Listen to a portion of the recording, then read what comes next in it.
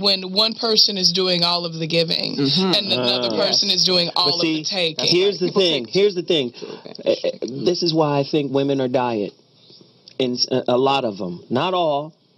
Some banal. Some, but not all. Some banal. Some banal. Okay, right? I like that. This is why I think that happens. Is because in a capitalist society, most of our relationship concepts and game rules are created by economists. So we go into a situation bartering, nurturing. Women are trying to sell nurturing. Absolutely. I can take care of you. So my point is, if you come in selling something to me, I'm only going to value it at the cost I paid for it. Exactly. And if we're in a negotiation, I'm going to try to negotiate you down. And if I negotiate you down and you acquiesce, I no longer respect you at a particular level. I believe essential women are connected to a spirit that inherently change men. If you're not changing your man on a spiritual level, you are something he has purchased. 323-965-1600. With that said, I'm bringing somebody in right now. But wait a minute. Brandy is just... No. Are you constipated? Is that the look? Then speak on it, Brandy. No. I'm going to wait. Speak on it. I was going to rebut, but I think we should move right along. No, hell no. No, I have something to add to what you said. Go ahead.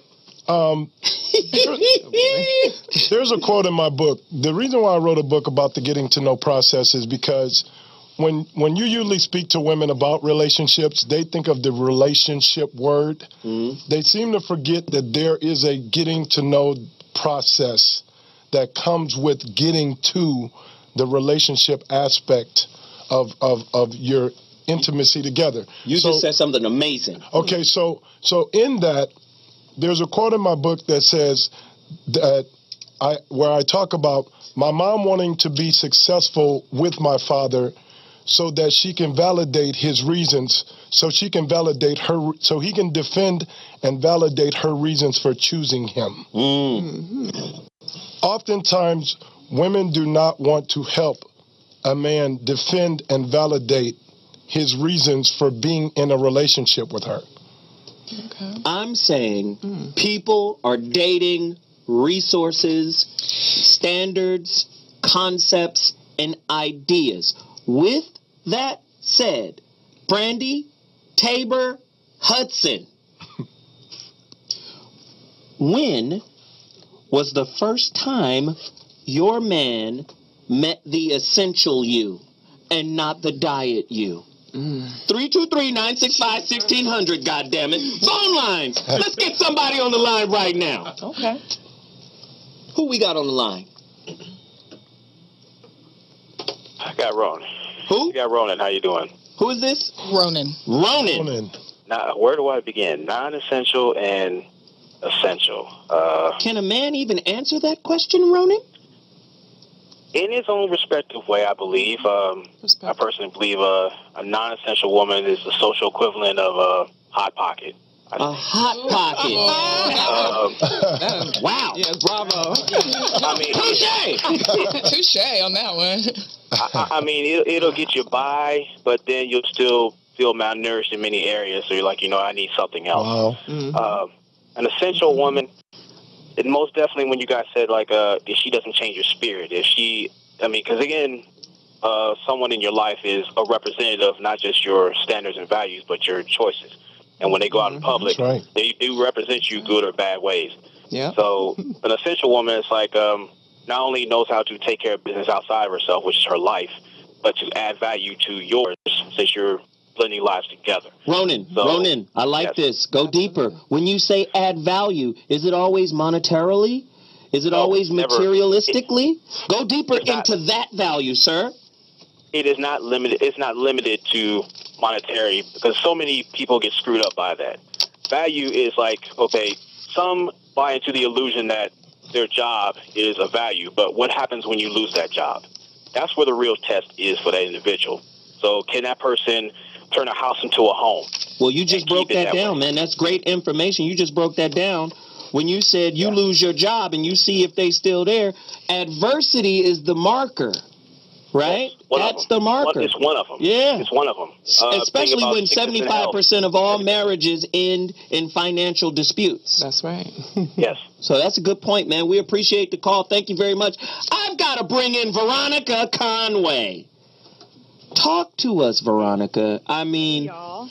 Welcome back to the show. Everybody loves Veronica. She's a hit. The internet has been on fire because of her, appearance last week. Veronica, please help us understand the insanity of the modern day woman. And I'm talking specifically African American, because as they say, if America has allergies, the African American community has AIDS. That's how bad we are. I've never heard that one, but if America has the sniffles, that's a good one. That's a good one. We stage 4 cancer. I want to piggyback a little bit on what Brandy said earlier about the definition of essential as being necessary, and I also love Mr. Morton's definition around purpose.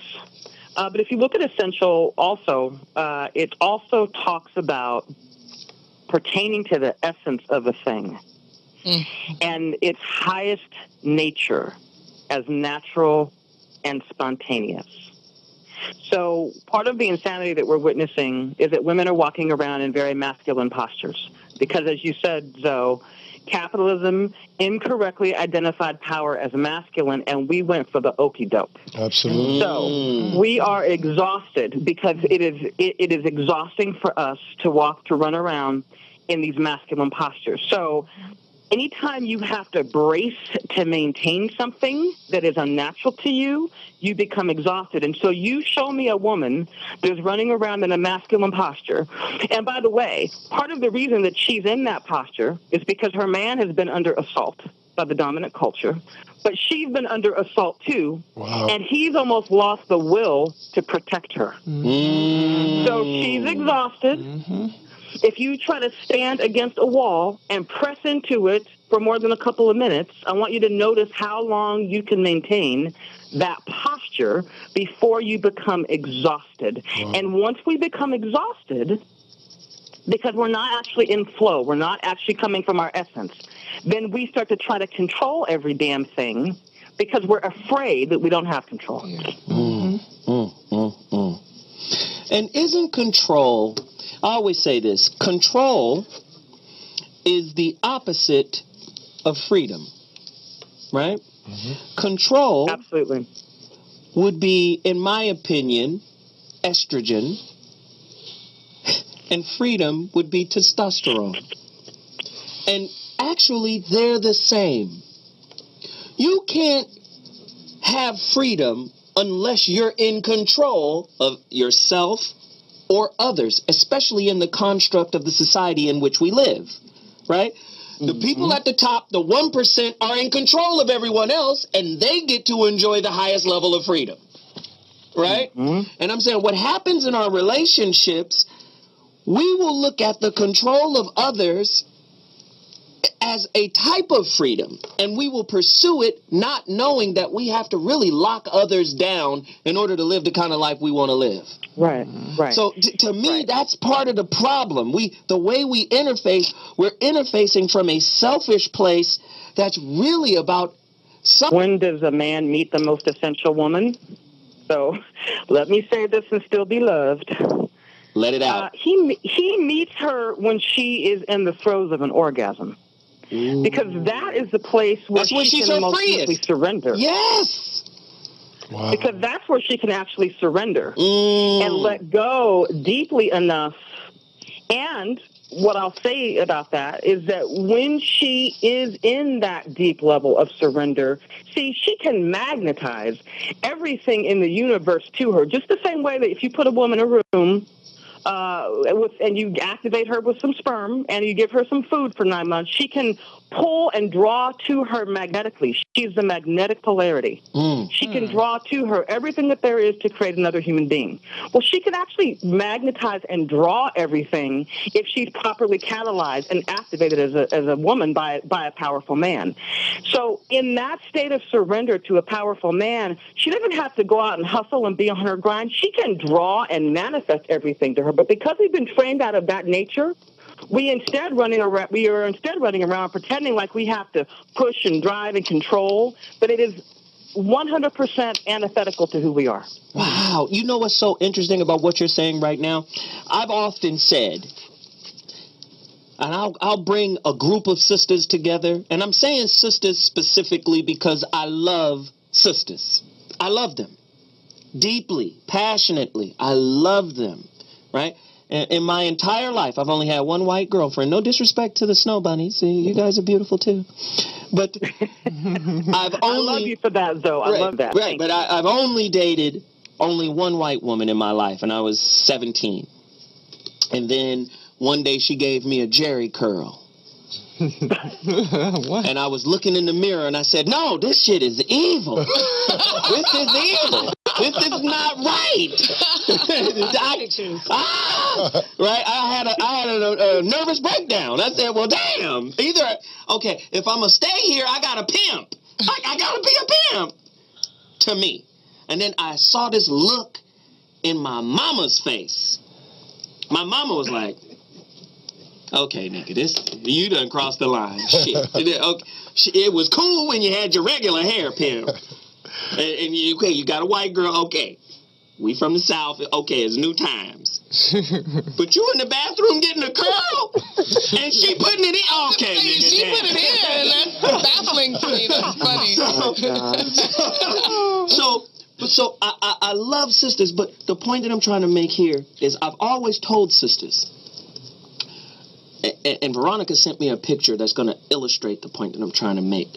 She sent me a picture of an African slave woman with this harness over her mouth so she couldn't speak because the white slave master was afraid of what came out of her mouth because she could chant life or death. Absolutely. White men were dropping dead because female slaves were chanting some spirit. It could have been Ile Ife, Yoruba. It could have been whatever the religion was. They were chanting death into these fools just by what we spoke. So now we fast forward to the 21st century, and I tell sisters, you claim to believe in the law of attraction, but you're not taking responsibility for the negative narrative that you keep reincarnating towards your brother.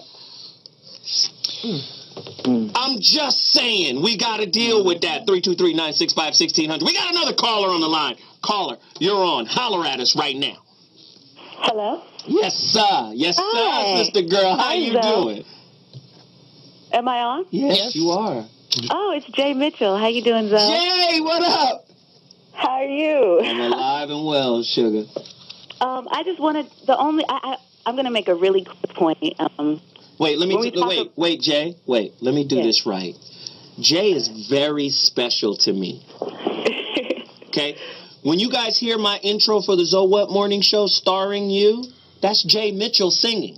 Oh, right? Yeah. That's Jay Mitchell singing. She is an incredible artist, musical artist, being produced by a good friend of mine, Shafiq Hussein, who also produces Erykah Badu and Bilal and many other people. Her album is getting ready to drop. What's the name of the album? It's called The Pharaoh's Parade. The Pharaoh's Parade. Her music is incredible. She sent us music. We play it often. We have some here, don't we? Don't we have her record here? Yes, we will play your record today. Call thank you. Really appreciate you for calling in. Talk to us now.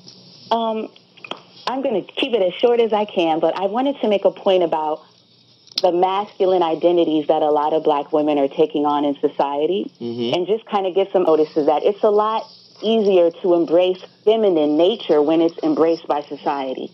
I feel like there needs to be kind of a cultural shift where the feminine energy is once again appreciated. And for example, a woman learns at a very young age, even like every time you're crying, oh, you're crying like a little girl.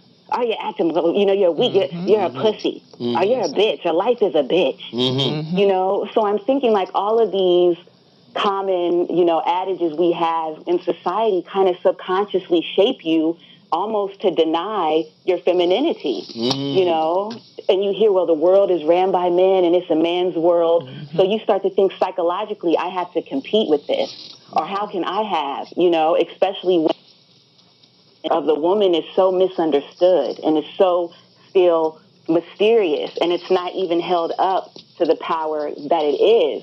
Wow. So when society or when Black men start to make that shift as to embrace, our version of strength, which may be crying, or which may be emotion, or which may seem, hysterical or hysteria.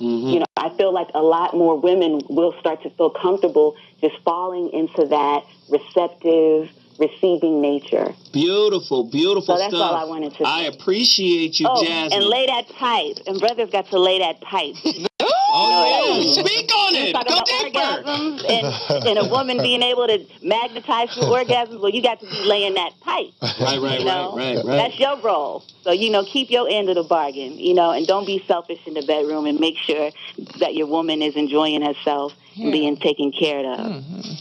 Good stuff. Right. Thank you, hon. I appreciate you. Have a great day. I appreciate you. Thank you. Thank you.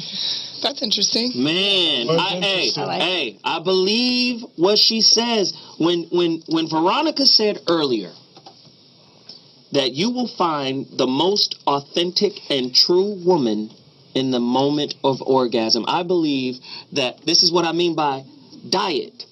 I believe that you guys are afraid to be real women around men because of our judgment of you, because of our labeling of you. I believe that. I believe because we're quick. We're quick to say, that bitch is a hoe.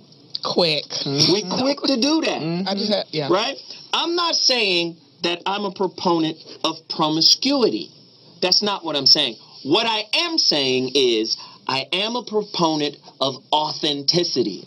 And if a woman can't be authentic, she is no good to no one. That's right. Not anybody. Not herself, not her relationship, not her family.